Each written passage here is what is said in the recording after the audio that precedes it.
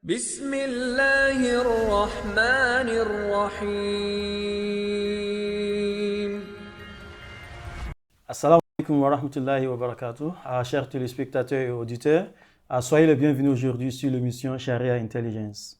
Et aujourd'hui, on va entamer la question des objectifs et la justification de la Sharia Intelligence, comme a été souligné dans la préface du livre même de Sharia Intelligence. J'ai avec moi dans ce studio aujourd'hui Monsieur Ismail. Assalamu alaikum. Alaykoum salam, et aussi la sœur Khadija. Salam alaikum. Alaykoum salam wa rahmatullahi wa barakatuh. Et moi, c'est Teslim Adeyema. Donc, Inch'Allah, Monsieur Ismail, j'aimerais commencer avec vous aujourd'hui. La notion de la Sharia Intelligence a été développée dans un livre qu'on appelle, qui est intitulé La Sharia Intelligence en anglais, par le Dawa Institute. Le regretté juge Cheikh Ahmed Lemou a écrit la préface. Il est le fondateur de l'organisation Islamic Education Trust, le Dawa Institute. Et dans son préface, il a relevé quelques grands points sur la Sharia Intelligence. Quels sont ces grands points qu'il a relevés dans ce livre? Alors, merci beaucoup pour la question. Ici, les points phares qui ont été révoqués dans la préface du livre sont très nombreux, mais je vais essayer ici d'énumérer quelques-uns. Alors, le premier point souligné, c'est d'abord l'importance de la Sharia Intelligence quand même à produire des généralistes,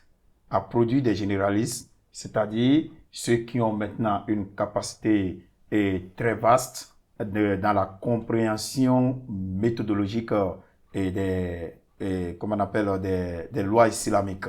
Alors, plutôt que des spécialistes, ils sont maintenant des généralistes, parce que lorsque nous voulons comprendre pourquoi spécialiste, pourquoi généraliste, le spécialiste est souvent bon dans un seul domaine, alors que le généraliste a quand même des notions sur plusieurs dimensions. Ça veut dire que le généraliste a la capacité de parcourir plusieurs domaines. Il a la notion de plusieurs domaines. Donc, ici, la Sharia Intelligence a permis de produire ces généralistes-là. Donc, c'est dit quoi? Pour comprendre la différence entre généraliste et spécialiste, c'est tout comme si, lorsqu'il y a une question, vous voyez, le spécialiste, c'est celui qui apporte les premiers soins. C'est-à-dire, lorsqu'il y a, par exemple, un accident de circulation, vous savez, n'importe qui peut, quand il y a hémorragie, n'importe qui peut dire, OK, pour arrêter le sang, il faut chercher des tissus et il faut bander rapidement la partie. Mais ce n'est pas suffisant. Comme un premier secouriste. Comme un premier secouriste. Donc, ce n'est pas suffisant. Il faut maintenant l'amener où? Chez le docteur, donc qui a au moins une large dimension non seulement arrêter l'hémorragie, mais de traiter aussi le patient. Alors, aussi, dans le second point, avec cette connaissance, lorsque nous sommes imprégnés par le cours de la Sharia Intelligence, on a la capacité de suivre les juristes. On a la capacité de suivre les jurys dans le développement de leur verdict, c'est-à-dire les fatwas en islam. Donc, désormais, lorsque le jury est en train de développer ses verdicts, nous, on a la capacité de le comprendre et d'utiliser même notre nos capacités critiques, nos pensées critiques à comprendre profondément ce qu'il est en train de dire. OK, c'est vrai, ça vient d'où? Quelle est la source?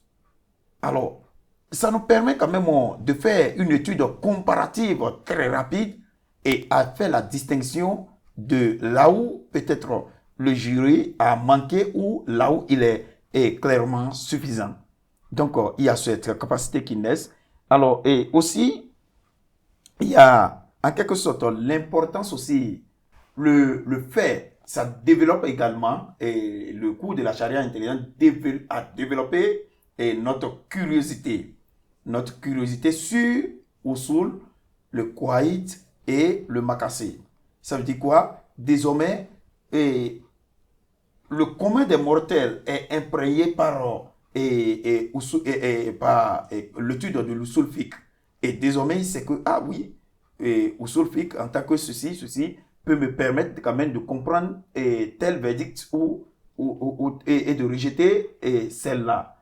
Parce que désormais, je sais qu'il y a une pluralité d'opinions, il y a une pluralité au niveau, comment on appelle, des écoles islamiques, et que je sais désormais là où la majorité a quand même accepté, ou là où la minorité n'a pas encore. Donc, en quelque sorte, ce cours a simplifié, a clairement simplifié et a permis au commun des mortels désormais de comprendre nécessairement ce qui se passe dans les questions polémiques même de l'islam en ce qui concerne la compréhension des verdicts islamiques. Donc voilà à ce niveau ce que le peu que je peux apporter. Merci beaucoup. Donc, lors de vos interventions, vous avez mentionné Usul al-Fiqh, Maqasid al-Sharia, et je sais que nos téléspectateurs, il y a parmi eux ceux qui vont se demander qu'est-ce que veut dire Usul al-Fiqh, qu'est-ce que veut dire Maqasid al-Sharia et aussi Qawaid al-Fiqhiyya.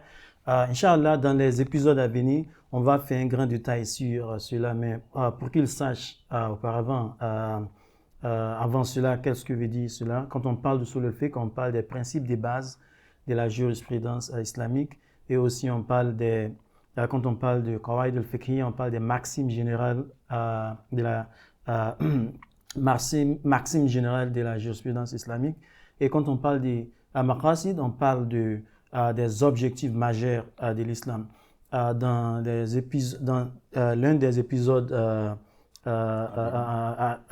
passés, on parlait des triangulations, là où et on parlait de triangulation, et la triangulation dont on parlait du usul, maqasid et qawaid al-fiqhiyya.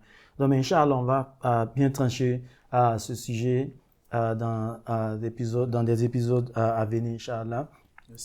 Mais avant qu'on aille, avec la sœur Khadija, toujours sur ce préface que le regretté juge Dr. Cheikh Ahmad Lemou a écrit, il a aussi relevé des grands points qui nous donnent, qui facilitent la compréhension de ces sujets qu'on a mentionnés. Est-ce que vous pouvez nous donner quelques-uns de ces points qu'il a mentionnés? Merci beaucoup. Alors, le travail du Sharia Intelligence a évolué pendant 2 décennies. Et aussi, on a fait des sondages parmi les jeunes musulmans et non musulmans. Et les questions les plus troublantes qu'ils ont sont sur l'extrémisme, l'islamophobie et aussi le sexe, la femme, le mariage et aussi beaucoup d'autres choses. Il y a beaucoup de changes dans la manière de vie et maintenant, les gens ne savent plus c'est quoi l'islam. C'est érudit. Maintenant, c'est comme si tout le monde est devenu un érudit islamique. Quand on a une question islamique, on demande Sheikh Google. Et ça ne doit pas être cela. Merci. Merci beaucoup. Donc, quand on parle de Sharia Intelligence, on sait qu'on parle d'une étude qui a un grand étendue, qui n'est pas seulement mémoriser les versets coraniques ou aussi mémoriser les hadiths du prophète sallallahu alayhi wa sallam, mais ce sont et comprendre des thèmes, même des sujets, des thèmes, des questions, des enjeux des enjeux qui sont très très importants pour la communauté musulmane. Comme vous le disiez, on parle des questions troublantes, on parle de l'islamophobie, on parle de l'extrémisme, des relations interconfessionnelles, on parle aussi des enjeux de la femme, tout cela. Donc, je crois que ceci est très important. Oui, ce sont tous ces enjeux que l'étude de la charia intelligence essaye à nous faire savoir comment répondre à ces sujets, à ces questions. Donc, Inch'Allah, merci beaucoup. Et aussi, Monsieur Ismaël, quels sont les objectifs majeurs même de la charia intelligence? Alors, les objectifs majeurs de la charia intelligence sont d'une diversité, ils sont nombreux et il a lieu d'évoquer certains objectifs phares et comme on appelle mentionnés dans le livre de la charia intelligence. Alors, au nombre de ces objectifs, on peut énumérer au premier cas, comme on appelle la capacité de partie de la méthodologie classique. J'appelle la méthodologie classique, c'est-à-dire l'ensemble des verdicts connus dans le passé qui, avec le temps, avec la métamorphose de nos cultures, avec la métamorphose de la médecine, avec la métamorphose de la mathématique, ont quand même pris d'autres tangentes et qui créent aujourd'hui des questions de malcompréhension dans le domaine de la jurisprudence islamique. Je prends l'exemple de la métaphore de la voiture. Il y a la voiture, il y a le moteur. Comment elle est conduite? Comment conduit la voiture ou comment le moteur est en train de marcher? Il y a des questions quand même qui m'échappent. La voiture est là, le moteur est là, mais conduire la voiture, comment ça marche?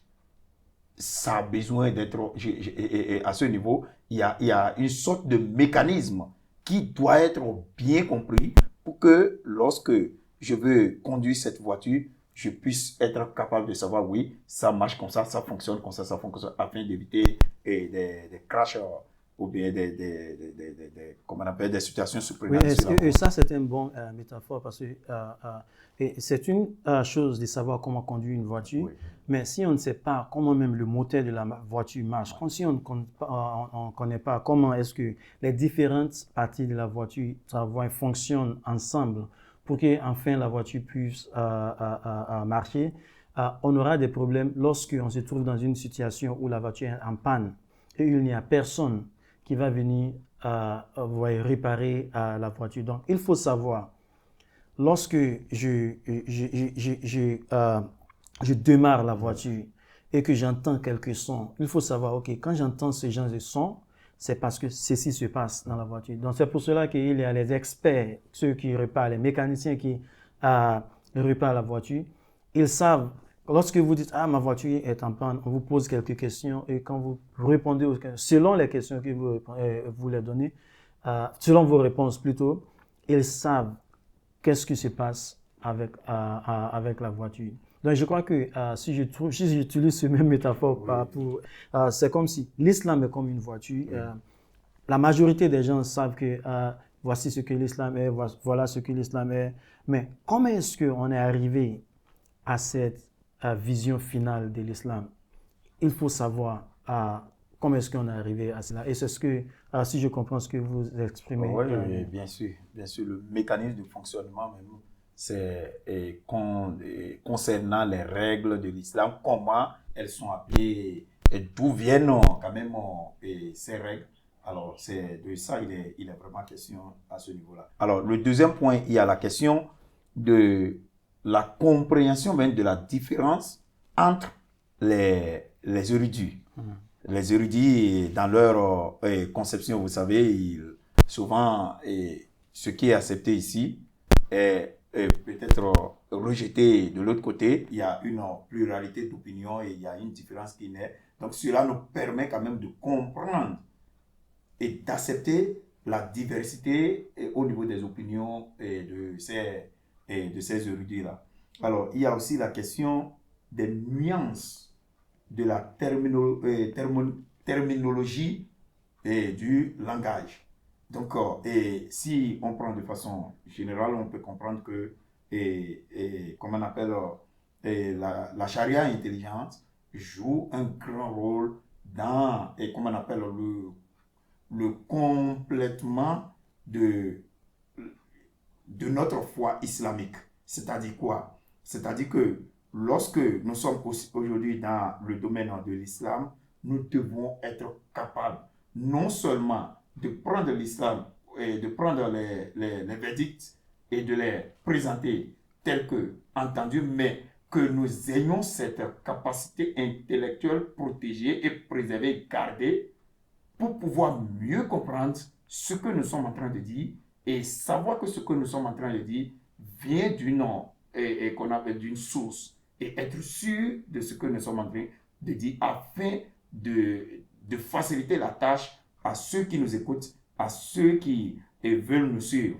Voilà un peu ce que je peux dire au niveau de de l'importance même de la charia intelligente à ce niveau. Bon, merci beaucoup pour cela. Sœur Khadija, est-ce que vous pouvez nous parler? Il a commencé avec des métaphores et je ne sais pas si vous avez d'autres métaphores pour mieux expliquer les objectifs de la charia, de la charia intelligence. Merci beaucoup. Je vais prendre l'exemple mathématique. Dans chaque domaine, nous avons des règles à suivre. Dans le mathématique, quand on dit 2 plus 3 fois 4, par exemple, la première chose, ce n'est pas de faire l'addition. Non, nous devons regarder la règle de Bodmer. Ça veut dire, avant de faire l'addition, nous devons faire la multiplication. Et aussi, dans l'islam, nous avons des règles. Chaque domaine de la vie, chaque domaine de l'islam, il y a des règles. Et ici, dans ce cours-là, on nous explique comment les juristes islamiques utilisent ces règles pour arriver à des fatwas, arriver à des lois islamiques. Merci beaucoup. Merci beaucoup. Je ne sais pas si vous avez un mot à ajouter sur ce qu'elle vient de dire avant que je prenne la parole. Oui, mais très petite pour être très bref. C'est que quand elle parle de Bodmer en mathématiques, on peut voir ça comme l'équation et le résultat qui est recherché. Alors, l'équation est là, le résultat est là, mais quand déjà il y a l'équation, avant que vous ne tombez à un résultat final et compréhensible, c'est que vous devez suivre une méthodologie, vous devez suivre une règle.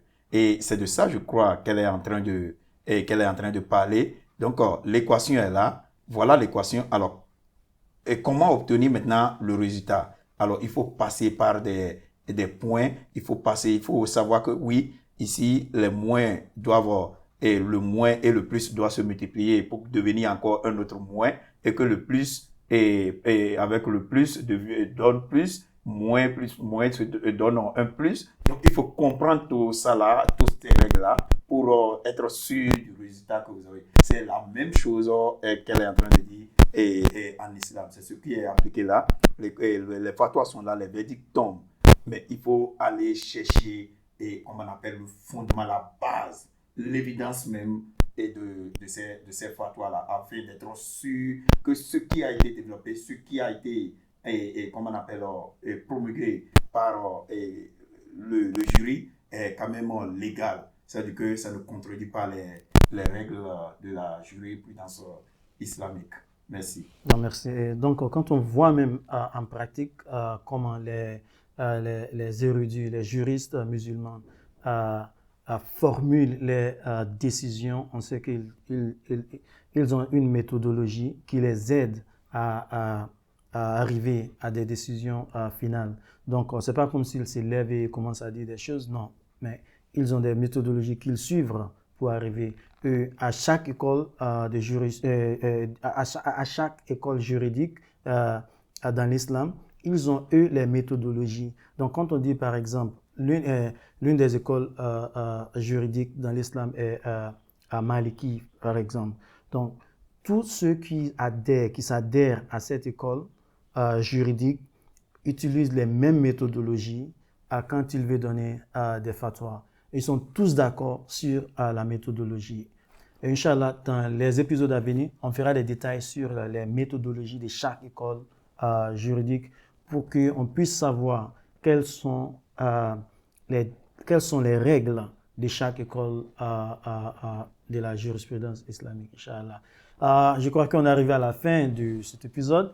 Merci beaucoup toujours d'être avec moi aujourd'hui, chers frères et sœurs, et à nos téléspectateurs et nos auditeurs. Merci beaucoup d'être toujours avec nous ici. Et Inch'Allah, on se retrouvera dans l'épisode prochain. Assalamu alaikum wa rahmatullahi wa barakatuh. Wa alaikum salam wa rahmatullahi wa barakatuh.